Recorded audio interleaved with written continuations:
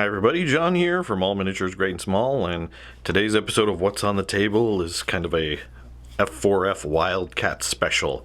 So I'm going to be talking about my current work in progress, as well as just talking about the Wildcat in general, because I love this airplane. So what I've been working on, if you've been watching some of my more recent videos, is Blood Red Skies.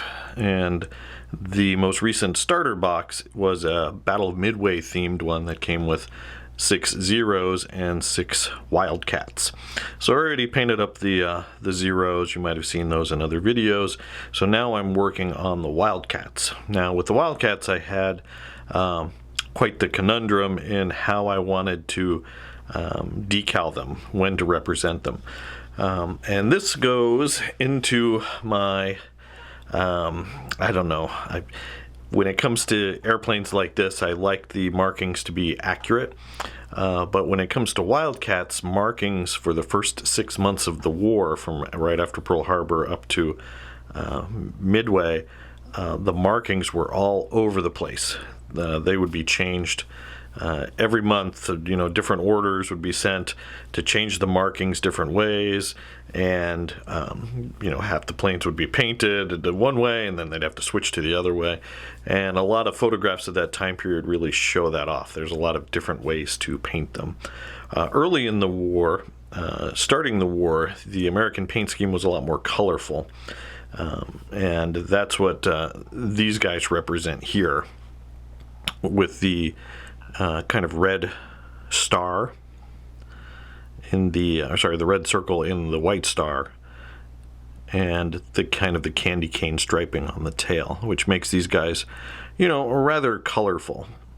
And this, or some variation of this paint scheme, lasted all the way to Coral Sea, the Battle of Coral Sea in May of '42.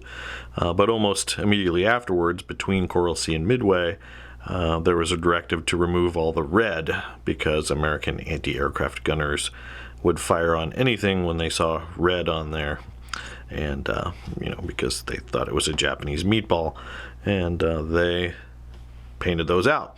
So you ended up with, by the time of the Battle of Midway, much plainer looking planes with no red, the candy cane stripes painted off, and so on.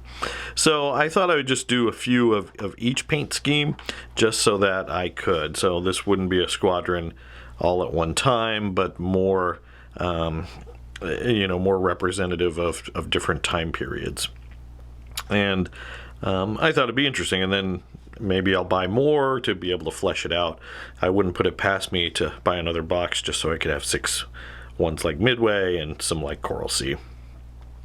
So these guys were painted with some new paints I tried out. I got them for my Bulge Americans for Flames of War, but I really liked this paint. It's AK, it's like a lacquer based paint, and this is intermediate blue.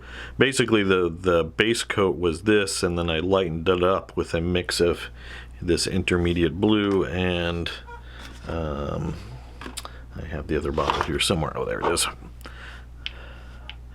Air Superiority Blue. Now they may have a perfect color that matches this paint scheme, but I found that was a pretty good mix and got it the way I wanted it to look. And you can kind of see here. Now I love the Wildcat. Growing up, my favorite plane, and probably still is, my favorite plane was the Corsair from World War II. I just love that.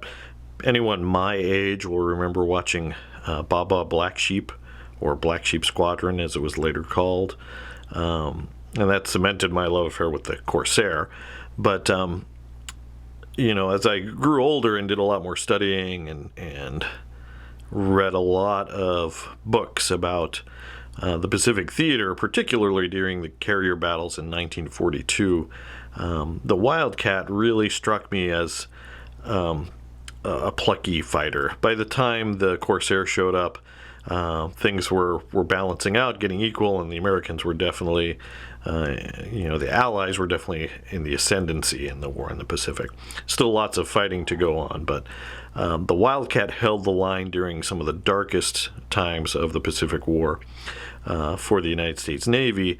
And even though on paper the Zero is superior in most areas, you'll find in places like Coral Sea and the Battle of Midway that the Wildcat held its own. In fact, at Midway, it had a better kill-death ratio versus the Zero.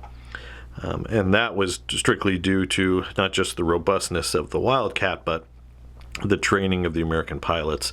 Everyone talks about how awesome the Japanese pilots were at the beginning of the war, and it's very true. They were the cream of the crop.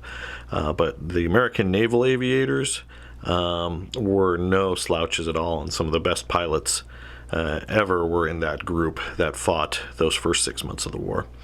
And I could go on talking about the Wildcat for a long time. So anyway, these guys are in progress. They still need more decals.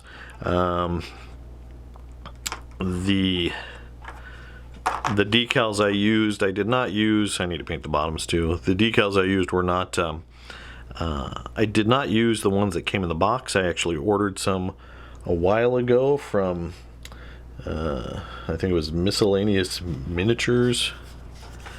This company here, miscmini.com. And I've been using those rather than the sheet that comes with the box set, which is this darker blue one.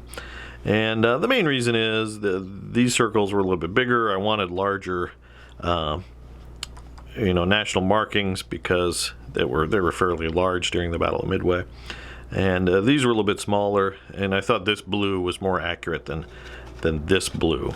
So just a couple things. And then to show you kind of my seriousness, I do have some other scales. For example, this is a die-cast Wildcat I picked up.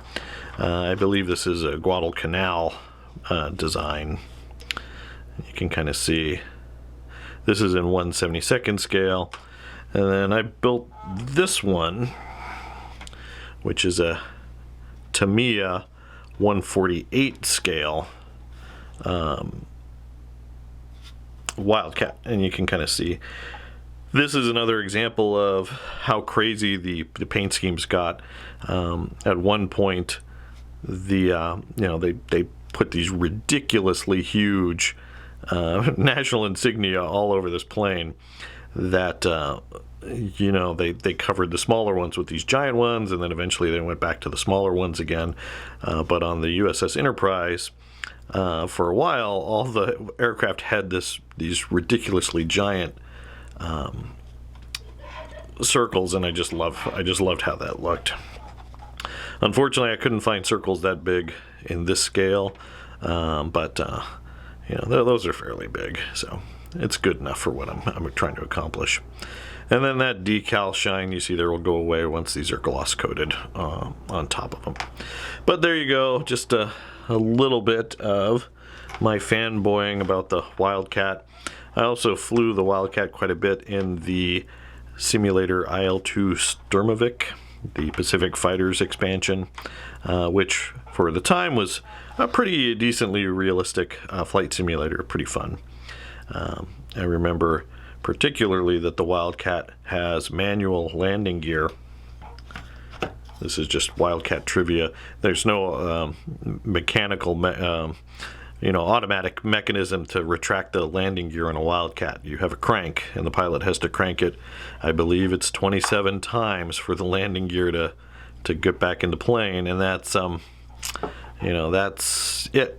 So you'd have to take off and crank the landing gear while you're trying to do everything else, which is pretty interesting. All right, there you go. I've bored you enough with trivia. If you made it this long through the video, I appreciate you watching. I'm going to try to talk Jake into maybe playing a game of this, getting on the channel sooner rather than later.